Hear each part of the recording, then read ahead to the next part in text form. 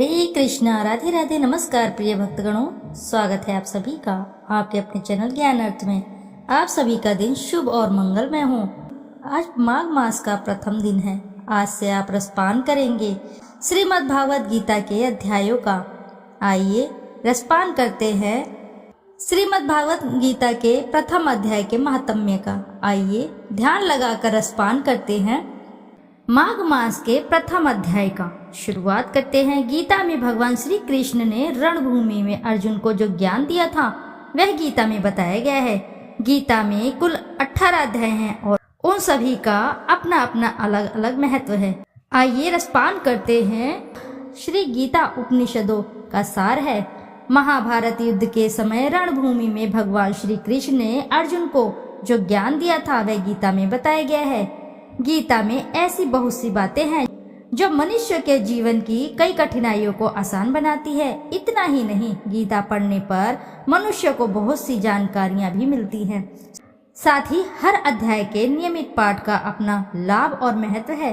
भगवान शिव ने पार्वती को गीता के पहले अध्याय के पाठ का महत्व जो बताया है वही यहाँ मैं आपको सुनाती हूँ।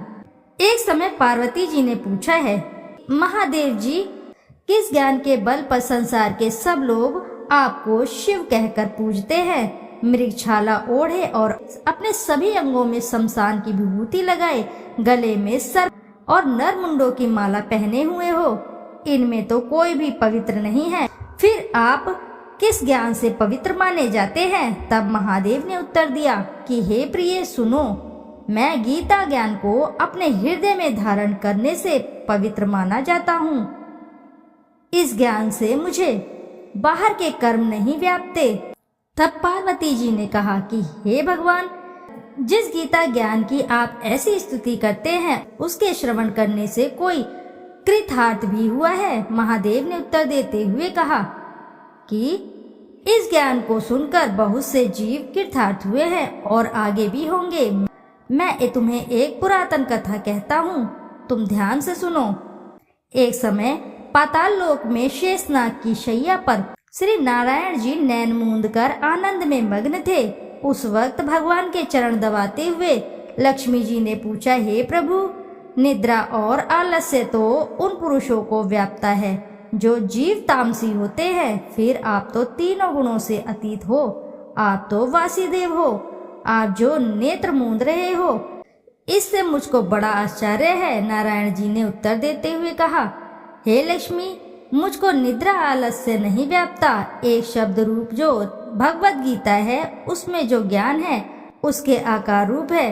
यह गीता शब्द रूप अवतार है। इस गीता में यह अंग है।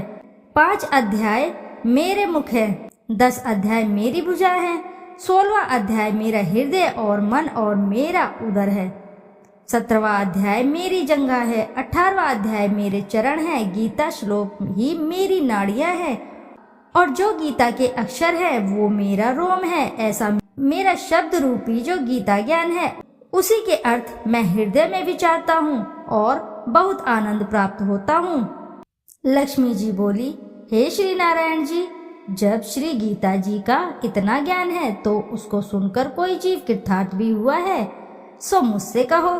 तब श्री नारायण ने कहा, हे लक्ष्मी, गीता ज्ञान सुनकर बहुत से जीव कृतार्थ हुए हैं, सो तुम श्रवण करो। एक व्यक्ति था जो चंडालों के कर्म करता था और तेल नमक का व्यापार करता था। उसने एक बकरी पाली। एक दिन वह बकरी चराने के लिए वन में गया और वृक्ष से पत्ते तोड़ने लगा। वहां उसे एक सांप ने डस लिया जिससे वह तुरंत मर गया। मरने के बाद उसने बहुत से नरक भोगे और फिर उसका जन्म बैल के रूप में हुआ। उस बैल को एक भिक्षुक ने मोल लिया। वह भिक्षुक उस पर चढ़कर सारे दिन मांगता फिरे। जो कुछ भिक्षा मांग कर लाता वह उसे अपने परिवार के साथ मिलकर खाता और वो बैल सारी रात द्वार पर खड़ा रहता। उसके खाने पीने का कोई भी ख्याल नहीं करता था और सुबह होते ही बैल पर चढ़कर फिर मांगने निकल जाता। जब बहुत दिन हो गए तो वह बैल भूख से गिर गया, लेकिन उसके प्राण नहीं निकले। नगर के लोगों ने उसे देखा और उस बैल को कोई तीर्थ का फल दे तो कोई व्रत का फल दे, तब भी उस बैल के प्राण नहीं छूटे। एक दिन गणिका आई। उसने लोगों से पूछा, ये कैसी भीड़ है? तो उन्होंने कहा कि इसके प्राण नहीं निकलते, अनेक पुण्यों का फल दे रहे हैं तो भी इसकी मुक्ति नहीं होती। तब गणिका ने कहा कि मैंने जो कर्म किया है उसका फल मैंने इस बैल को दिया है। इतना कहते ही बैल की मुक्ति हो गई। तब बैल ने एक ब्राह्मण के घर जन्म लिया। पिता ने उसका नाम सुशर्मा रखा। उसके पिता ने उसे पढ़ाया लिखाया। उसको अपने पिछले जन्म की सुध थी। उसने एक दिन मन में विचार किया, जिस गणिका ने मुझे बैल की योनि से छुड़ाया था उसका दर्शन करूं। विप्र चलते चलते गणिका के घर गया और कहा, आप मुझे पहचानती हैं? गणिका ने कहा, मैं नहीं जानती, तुम कौन हो? तब उसने कहा कि मैं वही बैल हूँ जिसको आपने अपने पुण्य दिए थे। तब मैं बैल की योनि से छूटा था। अब मैं विप्र के घर में जन्मा हूँ। आप अपना पुण्य बताएं। गणिका ने कहा कि मैंने अपने जाने पुण्य नहीं किया, परंतु मेरे घर एक तोता है, वह रोज सवेरे कुछ पढ़ता है, मैं उसका वाक्य सुनती हूँ। उस पुण्य का फल मैंने तुम्हें दिया।